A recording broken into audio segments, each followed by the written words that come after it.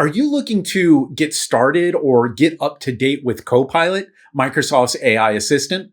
Well, I'm Nick, and I'm going to show you how you can use Copilot completely for free right now to get answers using Copilot's AI chat, talk to Copilot using your natural voice, generate drafts of text, create pictures, or use Copilot to analyze information from documents that you provide.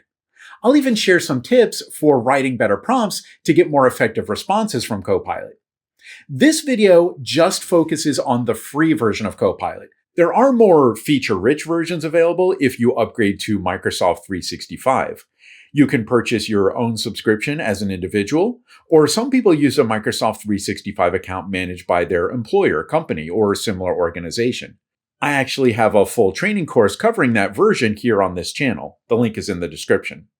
But in this video, we're going to get started right now with the free version. You can start by going to copilot.microsoft.com. There is a Copilot chat field, and there's a sidebar on the left that you can expand with a few more options. In the chat field, you can type a message directly to Copilot, almost like sending a text message to a friend. So let's start with a basic question. I'll ask, what's the longest river in North America? Pretty straightforward question. And we get an answer with some additional details. Now you can continue with this conversation and ask a follow-up question. I'll ask, what about South America? It remembers that I was asking about rivers, so it remembers that context and answers the question. So you can continue an ongoing conversation like this. Keep asking questions, and sometimes Copilot will even ask you questions to clarify what you need. But if you click the New Chat button at the top, it will reset that context and you can start a new topic. I'll ask Copilot a slightly more complex question. I'll ask it to help me identify the best locations for real estate development in Arizona. With a more complex question, we get more information. Now, on the left, Copilot keeps each of these separate conversations saved. So if I want to go back to that other conversation about rivers, I can select that and continue. But so far, I have not signed in to an account in Copilot. If you don't sign in, Copilot has no way to remember who you are, and it will not save your conversation history forever. At the bottom, there is a sign-in button. This will link your identity to Copilot so it can store your chat history. And if you sign in on multiple computers or devices, that chat history will be available on all of those devices.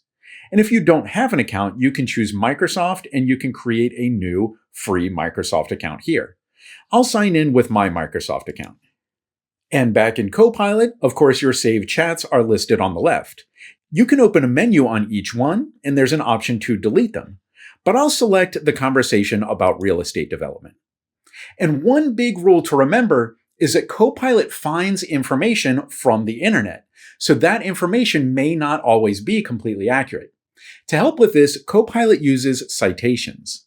You won't always see these, but usually in more complex responses, you will see the citations. You can point at one to see where Copilot found this information, or you can click on it to actually go to that website. Of course, I do not check citations for most basic questions, but for important research, you can follow the links from the citations and make sure that the source information is accurate.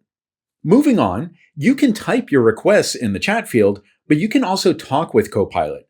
There's a talk button in the chat field, and when you click that, it will use your computer's microphone and you can talk normally. Hi there, Nick. Hey Copilot, should I leave my laptop plugged in all the time, or should I only plug it in when the battery is low? Absolutely, let's dive into that. So what I found is it's generally not a good idea to keep your laptop plugged in all the time and fully charged. Just make sure to close this when you want it to stop listening to you. You could keep the conversation going, which is a great hands-free way to use Copilot, but if you do stop, it will show the requests and the responses in text form. Now, aside from answering questions, let's explore some of the other things that Copilot can do. You may have heard the term generative AI. Copilot can actually generate new content. You might ask it to help you draft some text. I'll tell Copilot to draft an email that informs a client that they're late with a payment. And that gives me text, which I could copy and paste into an email. But you can also follow up and ask for changes. You can ask Copilot to add specific information or change the tone.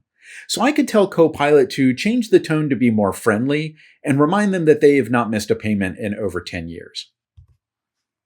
And we'll see that revision. Copilot can also generate pictures. I'll tell Copilot to make a picture of a suburban house with solar panels on the roof on a bright sunny day.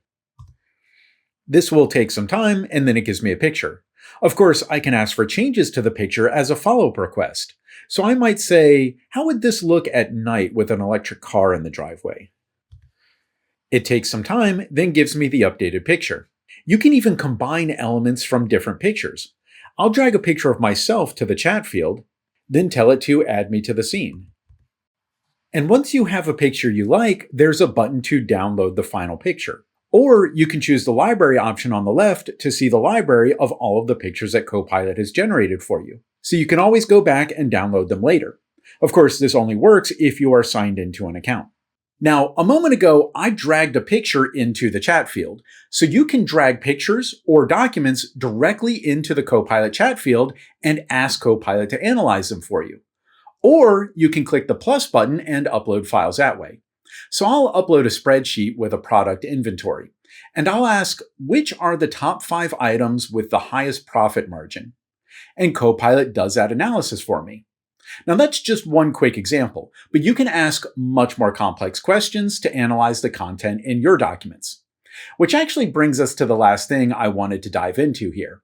We've asked some fairly simple questions just to see how the system works, but Copilot can handle much more complex questions. The trick is for you as the user to write more powerful requests.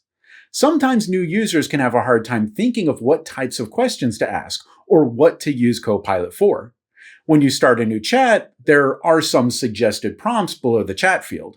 These are tasks that Microsoft knows Copilot can help with. You can try some of these to start getting an idea of what works. But you may also want to try some techniques for writing better prompts yourself.